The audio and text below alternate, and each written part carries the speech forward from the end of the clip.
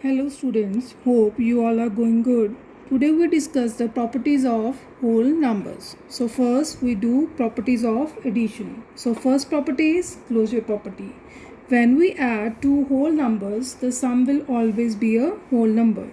For example, 3 and 4 both are whole numbers. If we add these two numbers 3 plus 4, then it becomes equal to 7, and we know that 7 is a whole number. So according to closure property, sum of two whole numbers is always a whole number. Second property, commutative property. If we add first whole number with second whole number, or second and then add first, the result in both the cases is same. For example, if we add 3 and 4, then answer is 7. If we add 4 and 3, then answer is always 7. So 3 plus 4 equals to 4 plus 3. So this is called commutative property. So next property is associative property. So this property is applicable for three numbers,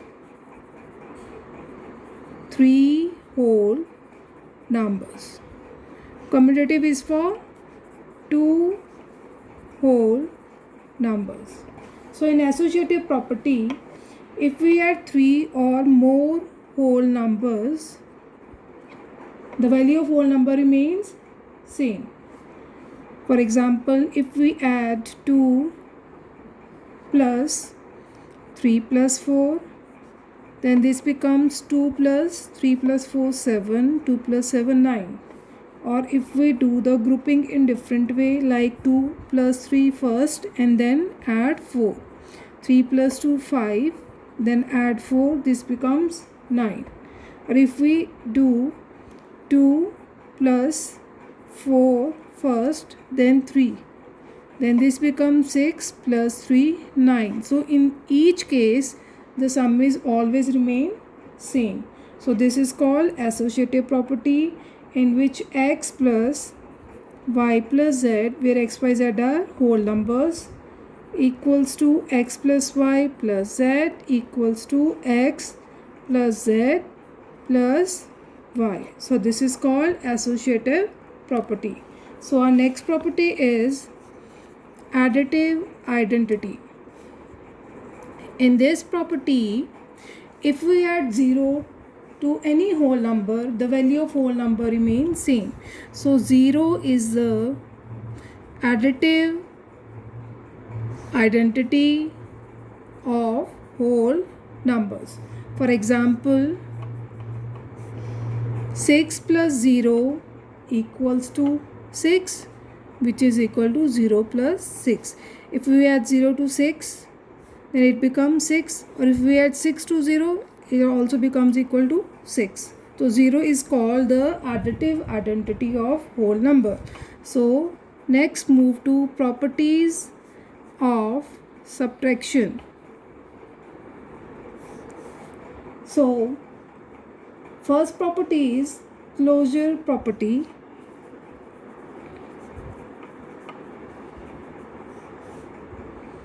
When one whole number is subtracted from another whole number, the difference is not always a whole number. For example, if we subtract 7 and 6, it becomes equal to 1, and 1 is a whole number. But if we subtract 7 from 6, this is equal to minus 1, which is not a whole number, because in whole number starting from 0, then 1, then 2, and so on. Minus 1 is not a whole number. So in this property, it's not necessary that when a whole number is subtracted from another whole number, the difference is always a whole number. In some cases it is a whole number, in some cases this is not a whole number. Commutative property. In commutative property, this is not whole good. In this case, a minus b is not equal to b minus a, like in above example, 7 minus 6 is not equal to 6 minus 7. Third is associative property. In associative property, it does not hold true for whole numbers. So these are the properties of subtraction. In these properties, closure property is not applicable all time. Commutative property does not hold good. Associative property does not hold good. But there is one another property of 0. So when we subtract 0 from a whole number, like so according to property of 0, if we subtract 0 from a whole number, the value of whole number remains same. For example, 9 minus 0 is always equal to 9. So when we subtract 0 from a whole number, then value of whole number remains same. This is property of 0. Next is properties of multiplication. First is closure property.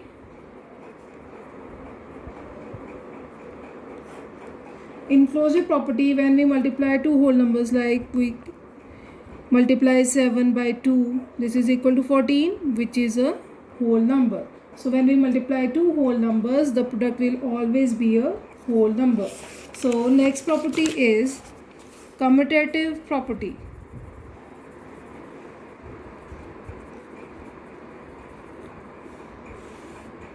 In commutative property, when we multiply a by b or b by a, the result in both cases is same. For example, 7 multiplied 3 equals to 21, which is equal to 3 multiplied 7. So if we multiply 7 by 3 or multiply 3 by 7, in both cases we get the answer 21. So this is applicable. Commutative property is applicable. So a multiply b equals to b multiply a. Next is associative property. In associative property, we multiply 3 or more whole numbers. Numbers can be grouped in any way. For example, 6 multiply 3 multiply 5. We take here 3 whole numbers, 6, 3 and 5. First we multiply 3 and 5, 6 into 15, which is equal to 90. If we group 6 and 3 together and multiply by 5, 6 multiply 3, 18, multiply 5 equals to 90. If we group 6 and 5 together and then multiply by 3, 6 into 5 is 30, multiply 3 equals to 90. So in these three cases, in each case we get the same answer. So if we take three whole numbers x, y and z, x multiply y multiply z, x multiply y multiply z, x multiply z multiply y. So answer in these three cases is always same. So this is called associative property. Next is multiplicative identity. So in multiplicative identity, when a whole number is multiplied by 1, then product is the number itself. For example, if we multiply 9 by 1, we get 9.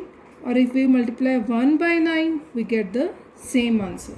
So if x is a whole number, x multiply 1 equals to x is equal to 1 multiply x.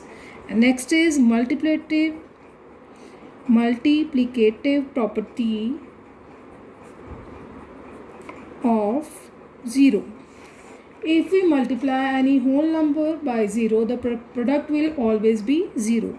For example, 8 multiply 0 is always equal to 0. Multiply 8 is always equal to 0. If we multiply any whole number by 0, we get answer 0. So this is multiplicative property of 0. And the last ones are properties of division. In properties of division, first is closure property. In closure property, it is not, does not hold true in division.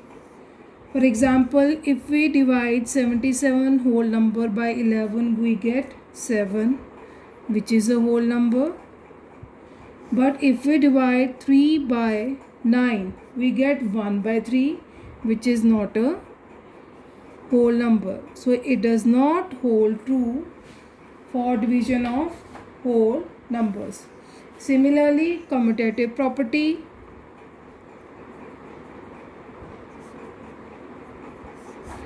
Does not hold true. Associative property.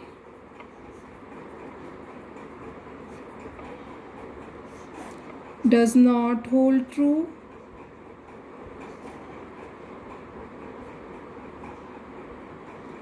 And the next is distributive property. So first we do distributive property of multiplication over addition.